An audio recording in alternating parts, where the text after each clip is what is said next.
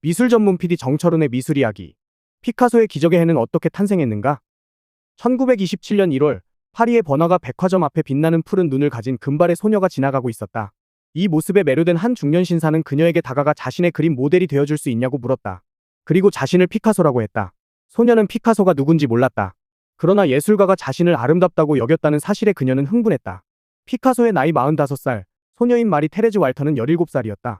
훗날 이 만남은 피카소에게 기적의 해라고 불리는 시기에 명작을 탄생시킨 계기가 된다. 지난달 12일 파블로 피카소의 시계를 찬 여인이 1억 3,930만 달러에 낙찰되며 피카소의 작품 중 역대 두 번째 최고가 기록을 세웠다. 작품의 주인공은 위에 언급한 피카소의 뮤즈, 마리 테레즈 왈터이다. 원색의 파란 배경 위에 금발의 머리카락과 관능적인 가슴, 중앙의 손목시계는 그림의 주제를 돋보이게 하고 있다. 금발의 머리카락은 뮤즈인 마리 테레즈를 상징한다. 시계를 찬 여인이란 제목에서 시계는 중심적인 소재로 인식되는데 이런 배경에는 시계가 단순한 물리적 객체가 아니다. 피카소는 시계 애호가로 유명하다. 그는 자신의 시계를 뮤즈에 착용하게 하고 그림의 중앙에 배치함으로써 자신과 뮤즈의 관계를 암시하고 있다. 그리고 유난히 강조된 여성의 팔뚝은 시계의 위치를 강조할 뿐 아니라 그녀가 건강한 관능적인 여성이라는 이미지를 제공한다.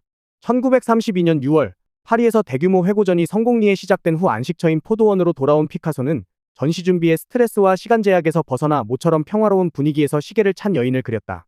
이 작품은 그해 그려진 다른 작품들에 비해 색상과 치밀성이 더 높아졌으며 이는 뮤즈를 향한 걸작을 낳는 결과를 가져왔다. 피카소는 1932년 파리에서의 대규모 회고전을 계기로 세계적인 화가로 자리매김했는데 이 시기의 작품들은 피카소 작품 중에서 가장 원숙하고 아름답다. 이런 배경 덕분에 시계를 찬 여인이 피카소 작품 중 역대 두 번째 높은 경매 기록을 세운 것이다. 피카소의 전기 작가인 존 리처드스는 1932년을 기적의 해라고 묘사했다. 피카소가 대규모 회고전을 준비하기 위해 새로운 명작들을 만든 해이기도 하지만 그에게 새로운 작품에 영감을 불어넣은 마리 테레즈와 관련된 해이기도 하다.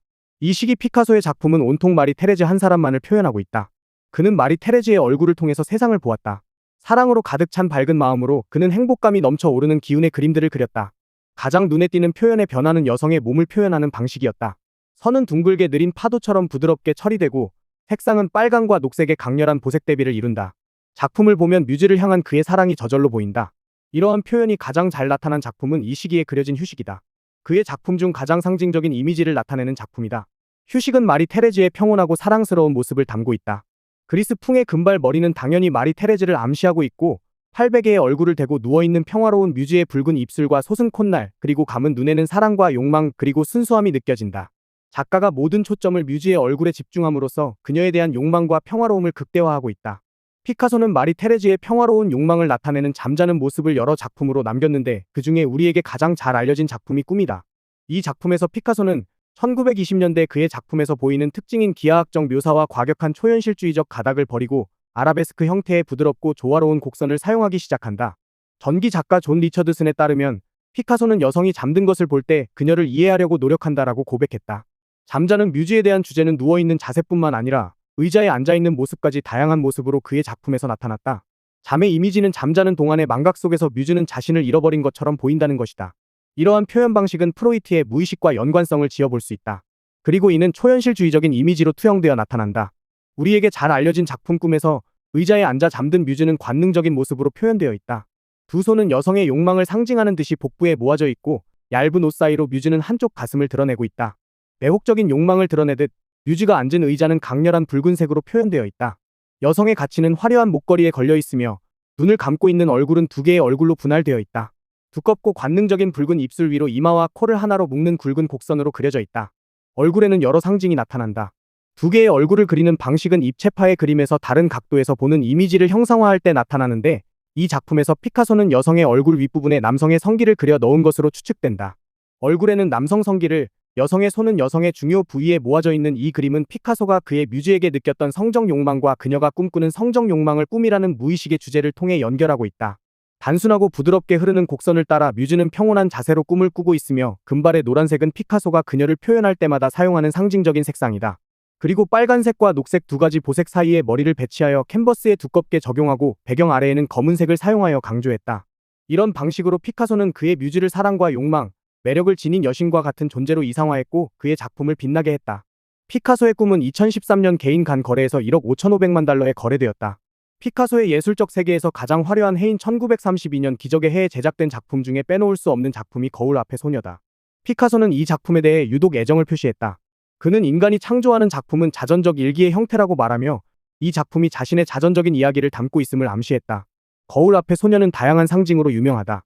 거울이 가지는 반사성은 현실과 이상, 순결과 유혹, 태양과 달처럼 다양한 방식으로 상징화되어 왔다. 이 작품에서도 소녀의 얼굴은 하나의 얼굴이지만 측면의 이미지와 정면의 이미지로 이중화되어 있다. 왼쪽 얼굴은 현실 속 소녀의 화려하고 밝은 노란색으로 표현되어 있고 거울 속의 짙은 보라색 얼굴은 노년기의 어두운 색상으로 표현되어 있다. 같은 인물을 거울을 통하여 반대의 속성을 지닌 인물로 표현하고 있다. 피카소는 거울의 속성을 이용하여 피사체에 다양한 상징성을 부여한 것이다. 거울 앞의 소녀는 금발 머리로 앞서 설명한 바와 같이 마리 테레즈를 상징하고 있다. 왼쪽에서 그녀의 얼굴은 노란 색상과 분홍 색상으로 이중화되어 있고 가슴은 관능적으로 크게 확대되어 묘사되어 있다. 거울 속의 소녀는 늙은 모습의 여인으로 그녀의 육체는 왜곡되어 일그러져 있다. 언젠가는 사라지게 될 뮤즈의 미래 운명을 암시하는 표현 같아 보인다. 이 작품에서 피카소는 작품의 평면성과 다양한 시각을 제공하는 입체파적 요소를 그림에 적용했다. 피사체의 공간감을 나타내는 명암과 원근법을 배제하고 인물의 머리카락과 피부와 같은 질감을 단순한 색상으로 처리했다. 대신 이미지를 비현실적으로 표현하고 다양한 선을 곡선과 원형으로 묘사했다. 그는 여성의 신체를 해부학적으로 분석하여 표현했고 관능성을 증폭시키고 있다. 그리고 무엇보다 눈에 띄는 것은 배경의 다이아몬드 모양이 반복되고 있는 패턴이다. 보색의 화려한 색상과 기하학적인 패턴은 야수파인 앙리 마티스의 작품에서 많이 보인다. 스테인드 글라스 같은 패턴으로 양식화되어 나타나는 배경의 빨간색과 녹색의 보색은 색상으로 작품의 감정을 불어넣은 마티스를 연상케 한다. 피카소는 1932년 그의 회고전을 열었던 갤러리 조르주 뿌띠에서 몇 해 앞서 회고전을 열었던 마티스의 전시장을 방문한 적이 있다. 이때의 기억들이 그에게 마티스의 작품을 각인시켰다. 피카소는 끊임없이 마티스와 경쟁적 동지애를 느낀 것으로 알려져 있다. 거울 앞의 소녀에서 보이는 배경의 사각형 패턴은 마티스의 베일을 쓴 여인 작품에서 차용한 것으로 보인다. 베일을 쓴 여인은 마티스의 오랜 모델이었던 앙리에트를 묘사한 작품이다. 눈빛은 초점을 잃은 채 앞을 응시하고 있고 턱을 지탱하는 손은 노출되어 있지만 다른 손은 눈에 띄지 않는 곳에 숨겨져 있다. 눈빛에서 느껴지는 걱정과 머뭇거림은 주인공의 심리를 묘사하고 있다. 베일은 검은색, 빨간색, 파란색, 회색을 띤 흰색 등 다양한 색상을 포함하고 있다. 베일은 네 부분으로 나뉘어 있는데 부분마다 뚜렷한 색깔을 가지고 있다. 배경에서 넓은 범위의 분홍색과 간간히 보이는 옅은 파란색 그리고 모델을 감싸고 있는 노란색은 인물의 심리를 나타내고 있는 것으로 보인다. 피카소의 1932년 거울 앞의 소녀와 마티스의 1927년 베일을 쓴 여인은 같은 작가의 그림처럼 색상과 장식 패턴이 유사하다. 사각형의 반복된 패턴, 빨간색과 녹색의 강렬한 보색 대비 그리고 검은 색상은 피카소가 마티스의 영향을 받은 것이 틀림없어 보인다. 피카소는 19살이던 1900년 고국인 스페인을 떠나 프랑스 파리로 왔다. 1901년 절친한 친구의 죽음으로 4년 동안 음울한 청색을 통해 노숙자나 소외된 사람들을 그림의 주제로 삼아 세상을 보던 청색 시대를 열었다. 1904년 파리 몽마르트에서 만난 연인과 다양한 예술가들의 영향을 받아 우울한 내면에서 벗어났다. 그리고 분홍색과 오렌지색 등 따뜻한 색조를 사용하여 연인이나 고개사, 서커스 사람들의 모습을 주제로 사랑으로 가득 찬 새로운 시대인 장미 시대를 열었다. 피카소의 예술 세계에서 시대 속의 시대로 기억되는 기적의 해인 1932년은 꿈, 검은 의자에 앉은 누드, 꽃을 든 여인, 거울 앞의 소녀, 휴식 등 미술사에 남는 명작을 남겼다.